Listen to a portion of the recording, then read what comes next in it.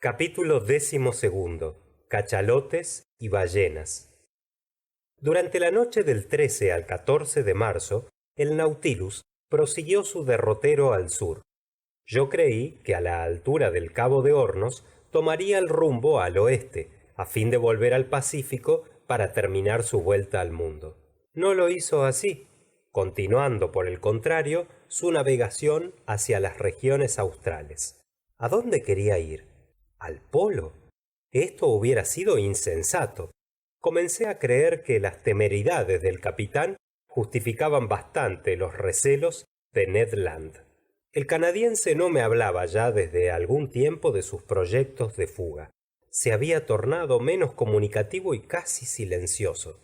Yo comprendía cuánto le molestaba la prolongación de nuestro cautiverio y cuánta ira se reconcentraba en su ánimo. Cuando veía al capitán, sus ojos se encendían con sombrío fuego, y yo iba temiendo que su violencia natural le llevase a cometer algún disparate. Aquel día, 14 de marzo, Consejo y él vinieron a verme, y les pregunté cuál era el objeto de la visita. Voy a hacer una simple pregunta, dijo el arponero. Hablad. ¿Cuántos hombres juzgáis que hay a bordo del Nautilus? No lo sé, amigo mío. Me parece, replicó Ned Land, que no necesita la maniobra mucha gente. En efecto, respondí, atendiendo solo a las indicaciones suyas, deben bastar unos 10 hombres. ¿Y por qué habrían de ser más? Dijo el canadiense. ¿Por qué? Repliqué. Miré con fijeza a Ned Land, cuyas intenciones eran fáciles de adivinar. Porque, añadí, si mis presentimientos son ciertos, y si he comprendido bien la existencia del capitán, el Nautilus no es tan solo un buque, sino un lugar de refugio para los que han roto como él toda relación con la tierra. Quizá, dijo Consejo, pero en fin, el Nautilus no puede contener sino cierto número de hombres, y bien pudiera el señor evaluar ese máximo. ¿De qué manera, Consejo? Por el cálculo, dada la capacidad del buque, y por consiguiente la cantidad de aire que encierra, sabiendo por otra parte lo que cada hombre gasta en el acto de la respiración, y comparando estos resultados con la necesidad en que está el Nautilus de subir cada 24 horas, la frase de Consejo no terminaba, pero bien comprendí a dónde iba a parar. Te comprendo, dije, pero este cálculo, fácil de establecer, solo puede dar un guarismo incierto.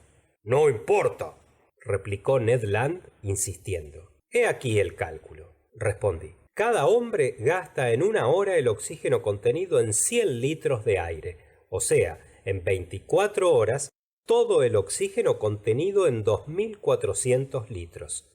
Averigüemos, pues, cuántas veces 2400 litros caben en el Nautilus. Precisamente, dijo Consejo. Ahora bien, teniendo el Nautilus 1500 toneladas de 1000 litros, hay 1.500.000 litros de aire, que divididos por 2400 hacen 625. Esto quiere decir que el aire contenido en el Nautilus podría bastar a 625 hombres durante 24 horas. ¿625? repitió Ned Land. Pero tened por cierto que entre pasajeros y tripulantes no llegamos a la 10ª parte de esa cifra. Todavía es mucho para 3 hombres, murmuró Consejo.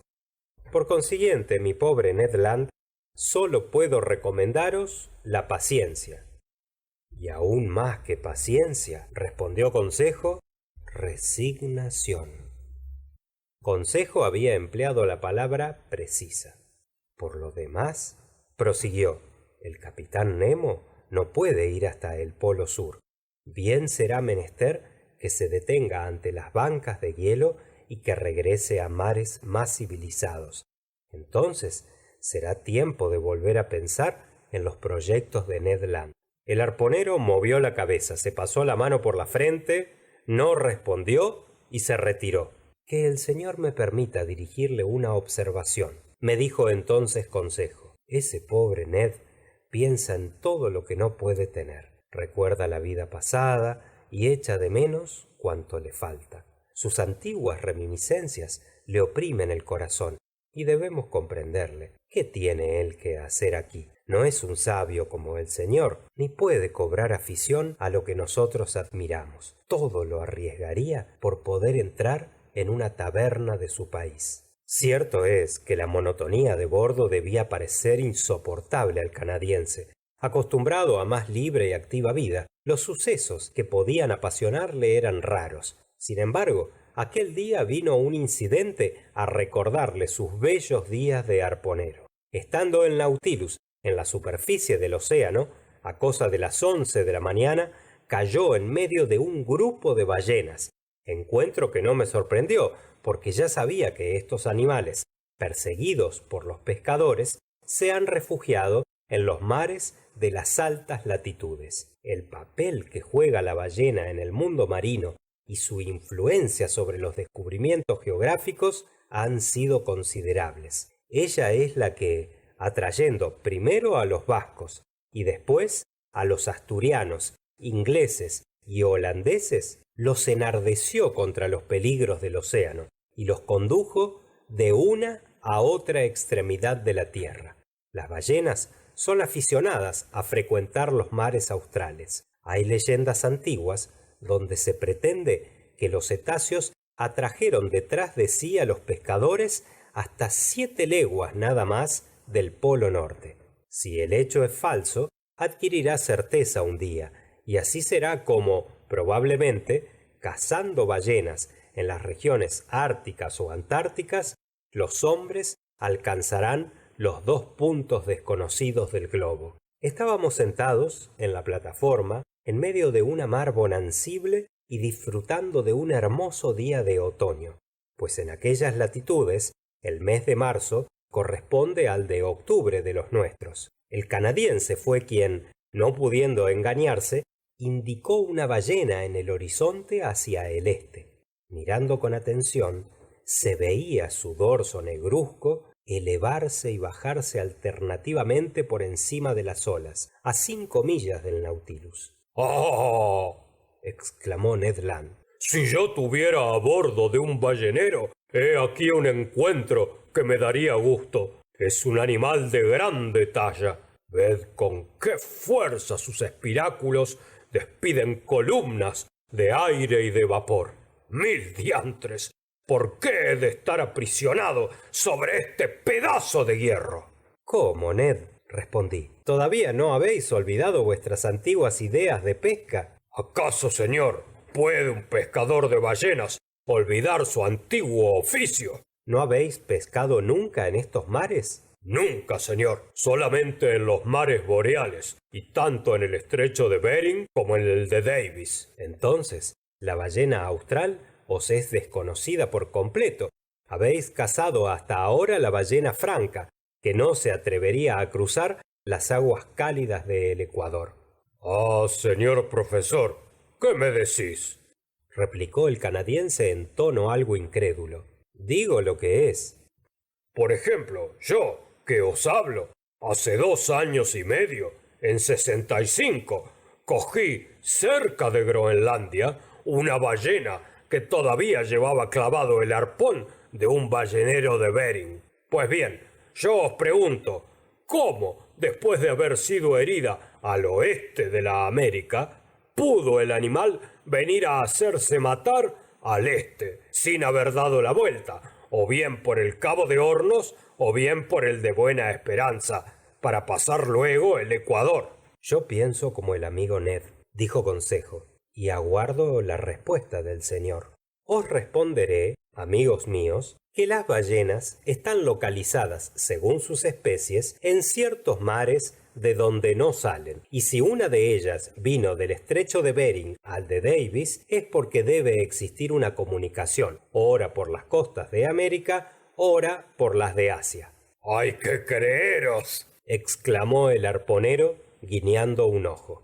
Es menester creer al señor, respondió Consejo. Entonces, repuso el canadiense, puesto que jamás he pescado en estos parajes, no conozco las ballenas que la frecuentan. Ya os lo he dicho, Ned. Razón de más para hacer conocimiento con ellas, replicó Consejo. ¡Mirad! ¡Mirad!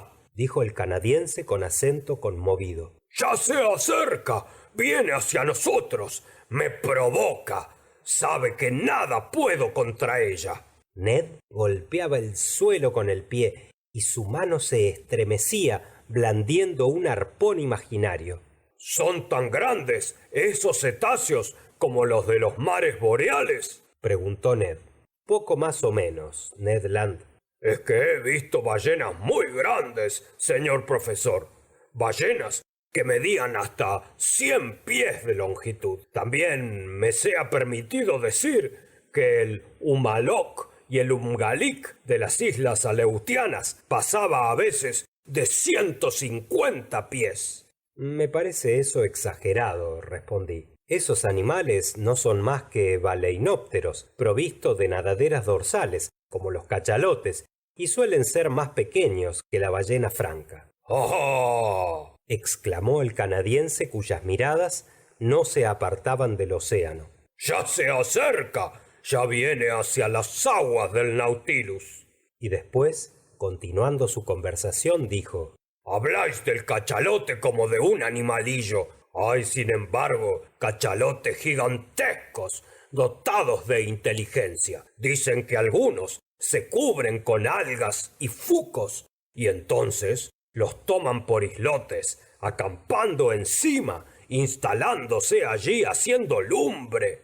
Y construyendo casas, dijo Consejo.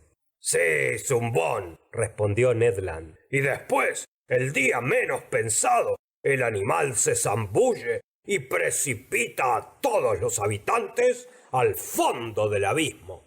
Como en los viajes de Simbad, el marino, repliqué riendo. Ah, señor Ned Land, parece que os gustan las historias maravillosas. Vaya unos cachalotes los vuestros. Espero que no creeréis lo que decís. Señor naturalista, respondió seriamente el arponero, hay que creerlo todo cuando se trata de ballenas. Mirad cómo anda esa. Mirad cómo desaparece. Pretenden algunos que estos animales dan la vuelta al mundo en 15 días. No diré que no. Pero lo que no sabéis, señor Aronnax, es que al principio del mundo las ballenas andaban todavía más aprisa. ¿De veras, Ned? ¿Y por qué? Porque entonces tenían la cola como los demás pescados, es decir, comprimida verticalmente, y batían el agua de izquierda a derecha y de derecha a izquierda. Pero viendo el creador que marchaban demasiado aprisa, les retorció la cola y desde entonces la mueven de arriba a abajo en detrimento de su velocidad. Bien, Ned, dije recordando una expresión del canadiense. Hay que creeros. No mucho, respondió Ned Land. Como si os dijera que existen ballenas de 300 pies de longitud con peso de 100.000 libras. Mucho es, en efecto, dije. Sin embargo, preciso es confesar que ciertos cetáceos adquieren un desarrollo considerable, puesto que dan hasta 120 toneladas de aceite. En cuanto a eso, yo mismo lo he visto, dijo el canadiense. No tengo dificultad en creerlo, Ned, como creo que ciertas ballenas son tan grandes como 100 elefantes. Juzgad de los efectos producidos por semejante masa despedida a toda velocidad. ¿Es verdad, preguntó Consejo, que pueden echar buques a pique? No lo creo, respondí. Refieren, sin embargo, que en 1820, precisamente en aquellos parajes del sur, una ballena se precipitó sobre el Essex y lo hizo retroceder con una velocidad de 4 metros por segundo. Las aguas penetraron por detrás y el Essex se fue a pique instantáneamente. Ned me miró con aspecto burlón. Por mi cuenta, dijo, he recibido un golpe de cola de una ballena. Es decir, en mi bote, mis compañeros y yo habíamos sido arrojados a una altura de 6 metros. Pero junto a la ballena del señor profesor, la mía no era más que un ballenato. ¿Viven mucho tiempo esos animales? Preguntó Consejo. 1000 años, respondió el arponero sin vacilar. ¿Y cómo lo sabéis, Ned? porque lo dicen. ¿Y por qué lo dicen? Porque lo saben. No, Ned, no lo sabe nadie, pero se supone, y he aquí por qué. Hace 400 años, cuando los pescadores iban por vez primera en seguimiento de las ballenas, tenían estos animales una magnitud superior a la que adquieren hoy. Se supone, pues, con bastante lógica, que la inferioridad de las ballenas actuales nace de que no han tenido el tiempo de adquirir el desarrollo necesario. Por eso ha dicho Buffon que esos cetáceos podían y debían vivir 1000 años. ¿Entendéis? Ned Land no entendía, porque no escuchaba. La ballena seguía acercándose y la devoraba con la vista. ¡Ajá! Exclamó. Ya no es una ballena. Son 10, 20, un tropel entero. Sin poder hacer nada. Estar aquí atado de pies y manos. Pero, amigo Ned, dijo Consejo, ¿por qué no pides al capitán Nemo permiso de caza? Consejo no había terminado su frase cuando Ned Land, metiéndose por la escotilla, corría al encuentro del capitán. Algunos instantes después, ambos aparecieron en la plataforma. El capitán Nemo observó el tropel de cetáceos que jugaba sobre las aguas a 1 milla del Nautilus. Son ballenas australes, dijo. Aquí hay la fortuna de una flota entera de balleneros. Pues bien, señor, dijo el arponero. No podré perseguirlas, aunque solo sea para no olvidar mi antiguo oficio. ¿Para qué? Respondió el capitán Nemo. ¿Perseguir? Por solo el gusto de exterminar. No necesitamos aceite de ballena a bordo. Sin embargo, señor, repuso el canadiense, en el Mar Rojo nos autorizasteis a perseguir un dugongo. Se trataba entonces de proporcionar carne fresca a mi gente. Aquí solo mataríamos por matar. Yo bien sé que este es un privilegio reservado al hombre, pero no admito esos pasatiempos mortíferos. Destruyendo la ballena austral como la franca, seres inofensivos y buenos, vuestros semejantes Maese Land cometen una acción vituperable. Así han despoblado ya toda la bahía de Baffin y aniquilarán una clase de animales útiles. Dejad tranquilos a esos desgraciados cetáceos, ya que tienen contra sí a sus enemigos naturales, los cachalotes, los espadones y las sierras, sin que terciéis vos en la contienda. Júzguese cuál sería la catadura del canadiense durante este curso de moral. Dar semejantes razones a un pescador eran palabras perdidas. Ned Land miraba al capitán y no comprendía lo que quería decirle. Sin embargo, el capitán tenía razón. El encarnizamiento bárbaro e inconsiderado de los pescadores hará desaparecer un día la última ballena del océano. Ned Land tarareó el Yankee Doodle, se metió las manos en los bolsillos y nos volvió la espalda. Entretanto, el capitán Nemo observaba el tropel de cetáceos y dirigiéndose a mí exclamó: Bien tenía razón en decir que, sin el hombre, ya tiene la ballena bastantes enemigos naturales. Las que estamos viendo van a tener muy luego que resistir un ataque. ¿Advertís, señor Aronnax, a 8 millas a sotavento, aquellos puntos negruzcos que están en movimiento? Sí, capitán, respondí. Son unos cachalotes, animales terribles que he encontrado algunas veces por bandadas de 2 a 300. En lo que a ellos toca, puesto que son fieras crueles y maléficas, hacen bien en destruirlos. El canadiense al oír esto se volvió vivamente. Pues bien, capitán, dije, en interés mismo de las ballenas, puede Ned Land ejercitar sus hazañas. Es inútil exponerse, señor profesor. El Nautilus bastará para dispersar a los cachalotes, puesto que su espolón de acero vale tanto como el arpón del señor Land. ¿No es cierto? El canadiense se encogió de hombros. Atacar a los cetáceos a espolonazos. ¿Quién había nunca visto una cosa así?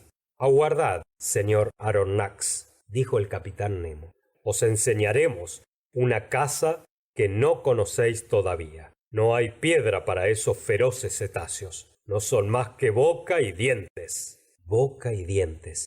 De ningún modo mejor podía describirse el cachalote macrocéfalo, cuya talla pasa algunas veces de 25 metros. La cabeza enorme de este cetáceo ocupa casi el tercio de su cuerpo. Mejor armado que la ballena, cuya mandíbula superior está solamente guarnecida de barbas, tiene 25 grandes dientes de 20 centímetros de altura, cilíndricos en la base, cónicos en su vértice y que pesan 2 libras cada uno.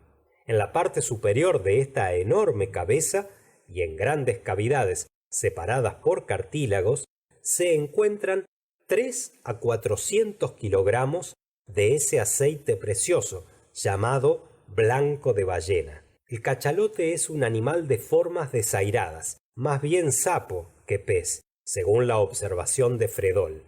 Está mal conformado, siendo, por decirlo así, manco de todo el costado izquierdo y sin vista apenas del ojo derecho. Entretanto, se iba acercando la monstruosa bandada, que habiendo visto a las ballenas, se aprestaba a atacarlas. Podía prejuzgarse anticipadamente la victoria de los cachalotes, no tan solo porque están mejor formados que sus inofensivos adversarios para la acometida, sino también porque pueden pasar mucho tiempo bajo las aguas sin salir a respirar a la superficie. Quedaba el tiempo preciso para acudir en auxilio de las ballenas. El Nautilus se colocó entre 2 aguas y nos arrimamos, Consejo, Ned y yo, a los cristales del salón. El capitán Nemo se fue junto al timonel para maniobrar su aparato como un ingenio de destrucción. Muy luego sentí que los aleteos de la hélice se acrecentaban y que nuestra velocidad aumentaba. Ya había principiado el combate entre cachalotes y ballenas cuando llegó el Nautilus.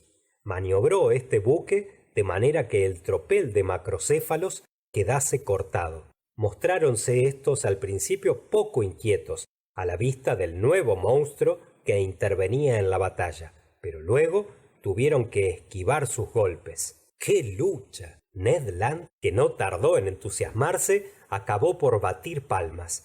El Nautilus no era ya más que un arpón formidable manejado por el brazo de su capitán. Arrojábase sobre aquellas masas carnosas y las atravesaba de parte a parte, dejando a su paso 2 revolvedizas mitades de animal. No sentía los formidables coletazos con que los cachalotes golpeaban su casco, ni tampoco los choques con que él arremetía. Exterminado un cetáceo, corría sobre otro, viraba en redondo para no marrar su presa, iba delante y atrás, dócil a su timón, sumergiéndose cuando el cachalote se zambullía en las capas profundas, ascendiendo con él cuando subía a la superficie, hiriéndole de plano o de punta, cortándolo o desgarrándolo y perforando en todas direcciones y a todas andaduras con su terrible espolón. ¡Qué carnicería! ¡Qué estruendo en la superficie de las olas! ¡Cuán agudos silbidos y cuán particulares gruñidos exhalaban aquellos animales espantados!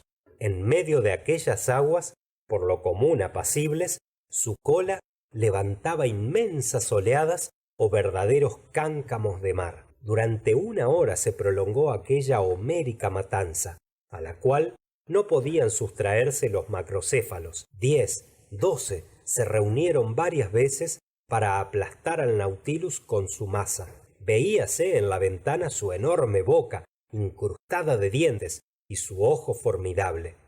Ned Land, que ya no era dueño de sí, los amenazaba e injuriaba. Sentíamos que se agarraban a nuestro buque cual perros que hacen presa sobre un jabato en la espesura. Pero el Nautilus, forzando su hélice, se los llevaba, los arrastraba, los subía a la superficie sin cuidarse ni de su peso enorme ni de sus potentes apretones. Al fin se fué aclarando la turba de cachalotes y las olas tornaron a su quietud. Sentí que subíamos a la superficie del océano. Se abrió la escotilla y nos apresuramos a salir sobre la plataforma. El mar estaba cubierto de cadáveres mutilados. Una explosión formidable no hubiera partido ni destrozado ni descuartizado con más violencia aquellas masas de carne. Flotábamos entre cuerpos gigantescos, azulados por el dorso, blanquecinos por el vientre y llenos de enormes protuberancias. Algunos cachalotes espantados huían por el horizonte. Las aguas estaban teñidas de rojo en un espacio de muchas leguas y el Nautilus navegaba por un mar de sangre.